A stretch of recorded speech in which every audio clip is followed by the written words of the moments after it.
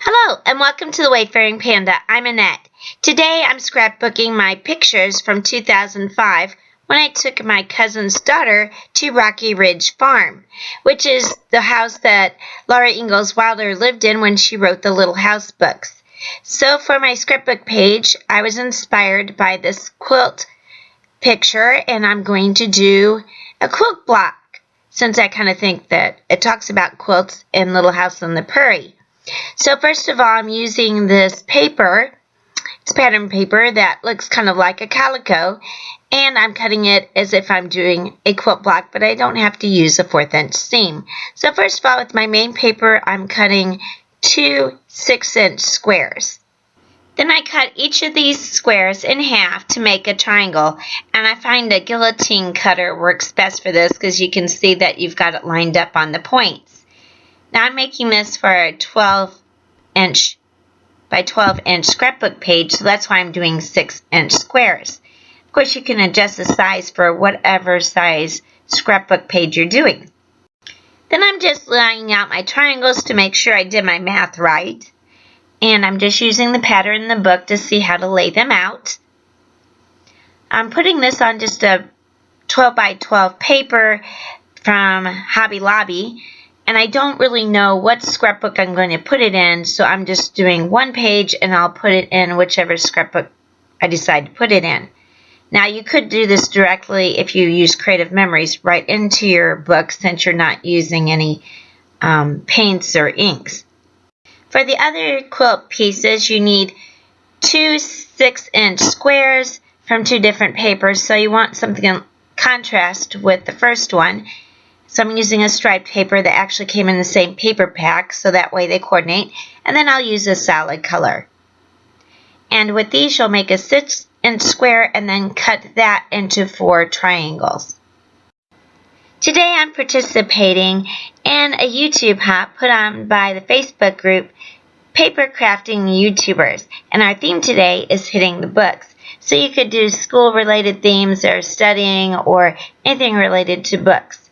So I decided I didn't have school pictures, but I thought this would be great since it's visiting the farm where the Little House books were written. I have a list of all the participants below. You can find the next person on the hop in the description below. I found that putting the triangle against the straight edge, that helps you get it lined up right exactly in the middle. For my solid piece, I'm just using a piece of 8.5 times 11 cardstock from Stampin Up, and this is kind of a peachy pink, but you can use whatever color goes with the paper that you have. And the other paper that I have is from Echo Park, and it's from their Cowboy Country Collection, but you can use whatever paper goes with the pictures that you are using and whichever you have. Next, I'm going to sew around the triangle pieces to give it that quilt look.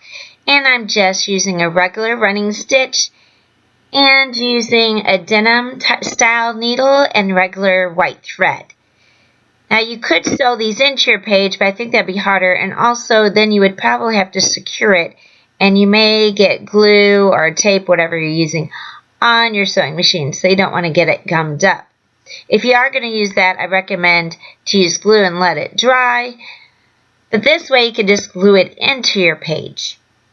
And I'm going really slow because, of course, paper is very slippery, and also I've never done this before. I've just seen people have it, and I thought I'd give it a try.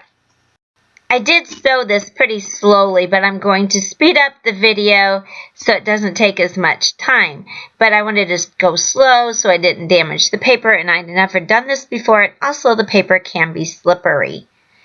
After you finish sewing a lot of paper, you want to clean out your bobbin case area because you'll get paper dust in there. After I finished sewing around all the triangles, I used the diagram in the Quilt magazine to lay out the pieces. One tip I have for sewing is not to do a back stitch, and don't tie any knots on the back because then you'll make it bulky and it won't lay flat. I also used some washi tape to go over the strings at the end, and now I'm gluing my pieces down with Nuvo Deluxe glue. If you don't have a sewing machine or you don't want to sew the paper, one way to get the stitch look is to use a white jelly roll pen and this do dashed marks along the sides of your triangles. I have done quilt blocks on my scrapbooking before, but I've never sewed around the edges. I really liked how that looks, so I'm going to have to do that in the future. And I think one scrapbook page that I did, I used the actual photos as part of the quilt pieces, but then it was more of a hexagon or octagon shape, so that worked better for the quilt blocks and pictures, whereas you don't normally want to cut a photo in triangle shapes. Pinwheels are one of my favorite quilt blocks, probably is my favorite. Do you have a favorite type of quilt or quilt block? If so, you can put it in the comments below. I'd be interested in hearing what everybody thinks.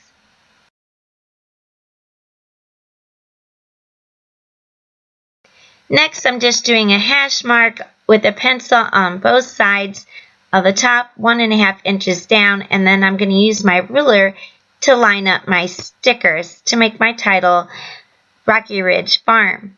And I'm just using alphabet stickers from the Paper Studio. And I'm going to put my ruler down to help me keep my letters straight. I apologize for getting my head in the way. I was trying to see what I was doing and I keep getting it in the camera. When I do letter stickers, I just put them down loosely so I can move them in either direction depending how everything lines up. And then after I get everything how I want it, then I take away my ruler and straighten up the letters and then secure them down by rubbing on them. I matted my photos with some paper from Stampin Up that matches my letters for my title, and I cut out the paper with my Lawn Fawn stitched rectangle dies, the largest one, which is 5 1/4 by 4 1/4. Or 5 1/2 by 4 1/4, and then I cut my photos down to match. And I use my Lawn Fawn die because it has a stitched border around the side, which I think continues the theme. But you could just cut it out into the right size for your matting if you don't have a die.